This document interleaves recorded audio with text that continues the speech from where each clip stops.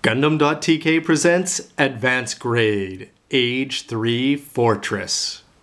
Hey again everybody, it's Robert 184, 2 R's 2 B's from GundamReviews.net, and as we move past Age 1 and Age 2 onto Kyo's generation, after he was in the normal, and that's the high grade over there, he advanced into the Fortress, if you want to call it that, well, whether advance is the right word or not, for some ground use there. It's looking very cool with its 4 big Ceravi-ish cannons before moving up to space for the orbital, which is, you can see that in advanced grade. But anyway, for a relatively low price, let's see what kind of quality you can expect from this kit in anticipation of the high grade coming out relatively soon. 2012 release, 800 yen. And the advanced grade line from Bandai, there you can see the name in English and Japanese, and it's number 20 in this 1/144th scale. Same size as high grade, just much lower quality. For a look around the box, you can see some stats there if you want to go play the game in the supermarket, and you'll notice that he's got very different colored limbs from usual. Instead of white, he's got purple, it looks like, top and bottom. Some white parts there on top of the feet, and a lot of yellow details that are probably not going to be included in this kit, as this one's painted up by a pro. You can see on the back also a lot of paint apps there in the core fighter, and those rifles are looking pretty good. And by rifles, I mean the Sigmasis cannons. And you can see the pilot down there, Kyo Asuno, he of 3rd generation fame. And before you rush off to go play it in the supermarket, you've got to build it up first, which means this block build system is going to come into play. Remember, you can build advanced grades with no tools whatsoever. You can pop them out of the plates, gunpla style. And if you take a look at this, it's the colors here that are looking very impressive. With a gray inner frame, then you're going to put on white and red and yellow, blue there. And then you're going to be putting some yellow, it looks like, on the purple shoulders with gray differentiated there. So all sorts of color apps, which again is very impressive for that very nice impulse buy-ish price. Inside the Fortress, you're going to be getting a couple bags, it looks like. White, gray, red, and yellow there on the first one to go along with the green for the eyes, blue and black, a pretty dark gray there. Remember that you've got the manual there, the plates, and how to order missing parts. To the A plate, where you can see that it's labeled Fortress over here, but then you're going to see that there's a few parts that are very easy. This is a good thing if you want to put this kit together without tools if you're a kid in a supermarket. Not so much for gunpla collectors who have the tools and everything, because you may have some pretty ugly parts depending on the way that they fall off in the package. But on to business, you can see lots of very cool white parts here. You can see that the amount of details that are getting into these etchings are just fantastic. You've got the front and back for the head there, some very cool details there on the front of the mask. The arms are going to be showing through some inner frame, which is great, and you've got some big chunky legs there to go along with the waist armor. The B plate is going to be common with some of the other Age 3s, as it's going to say here, and you can see the parts for the core fighter there and the backpack, and you're going to have that great looking V fin there to go along with the very unique chest part. The C plate is going to bring in the weapons with a very cool looking gray, and you're going to have the inner frame here for the arms, so you can see that the hands are going to show through, as are the elbows. Over here you're going to have that familiar part there. How nice would it be just to have a seal on there? And you would see a little bit of the hips if there was, depending on the way the waist armor is going to go around there. And all important, its Ceravi guns are looking pretty good despite the fact that they're falling out in a few places. Some pretty cool details despite the fact that they are just one color. The D and E plates are listed for the Age 3, and you can see that you're going to have a great looking waist section there and some incredible details from the head, from the goatee to the below the eyes to the upper top, where you're going to have the jewel there in red. But it's almost this E plate, which is a little bit more interesting because you're going to have a huge looking V fin there in yellow, and you're also going to have this part, which should look pretty good for the neck. They've come a long way from the Age 1 and 2, and so it seems. And on the shoulders, you can break up the monotony there with some cool looking things. Otherwise, these look like they'd be in the middle of the chest. But you can see that they'll go off on the side and the shoulders and bring this guy to life in terms of color. And finally, the G plate is a surprising color here. It's purple. It's very different from the gray that you're going to see there on the C plate. And you can see that you're going to have the lower parts of the legs and the shoulders, so the fact that you're going to have contrasting colors there for the limbs and the weapons, I just think is going to be a real plus. And just look how many colors you're getting for an advanced grade, despite the extra 100 or 2 yen. And it's just sort of neat for comparison's sake that when you've got the Age 2, the Fortress, and the Orbital together, the B plates are going to be the same. The E plates are going to have some similarities there for most of it, except this one is, the Orbital doesn't have any of that nice yellow parts there that we're going to see going onto the shoulders.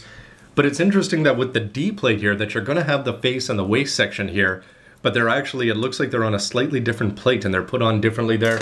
As well, the A plates, even though they do have some similarities for the large waist, or for the chest sections there, again, these are going to be on pretty unique molds. You can see that everything there off to the side is going to be different unless they, and you can see also where they put the injection points is going to be different. So very strange choices on Bandai's part, but then again, I suppose they know the best way to keep these at a reasonable cost. When he's all put together, you're going to see that there's a lot of colors in here, but it's not going to stand out in the same way that the regular Gundam colors would, or the red of the orbital, I'd say. It is sort of cool, though, that you've got the two colored legs. Most of the advanced grades that we've seen have just been one solid color throughout.